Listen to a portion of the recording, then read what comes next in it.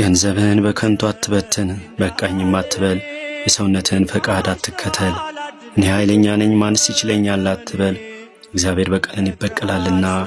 ኃጢአት ሰርቼ ፍዳ አልተቀበልኩም አትበል። እግዚአብሔር ብዙ ዘመን ይታገሳልና። ስለ ኃጢአት ንስሐ መግባትን አትፍራ፣ የእግዚአብሔር ምሕረቱ ብዙ ነው፣ ኃጢአትንም ይቅር ይለኛል እያልክ በኃጢአት ላይ ኃጢአት አትጨምር። ምሕረትም መቅሰፍትም ከእርሱ ዘንድ ይመጣልና መቅሰፍቱም በኃጢአተኛ ሰው ላይ ይወርዳል።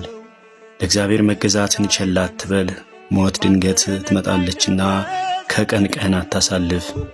ፍዳ ከመቅሰፍት ጋር በመጣብህ ጊዜ በመከራ ትጨነቃለህ። በመከራ ጊዜ አንተን ማዳን አይችልምና ለአመፃ ገንዘብ አትሳሳ። በረከትህ ፍጽምት ትሆን ዘንድ እጅህን ለድሃ ዘርጋ። ስጦታ በሕያው ሁሉ ፊት ጸጋ አለው። ስለ ሞተ ሰውም ምጽዋት መስጠትን አትተው። ከሚያለቅሱ ሰዎች አትለይ፣ ከሚያለቅሱም ጋር አልቅስ። ሕመምተኛንም ሰው መጎብኘት ቸል አትበል፣ በዚህም ይወዱሃል። በተናገርከው ነገር ሁሉ ፍጻሜህን አስባት፣ ሁልጊዜም አትበድል። ለዘላለሙ አሜን።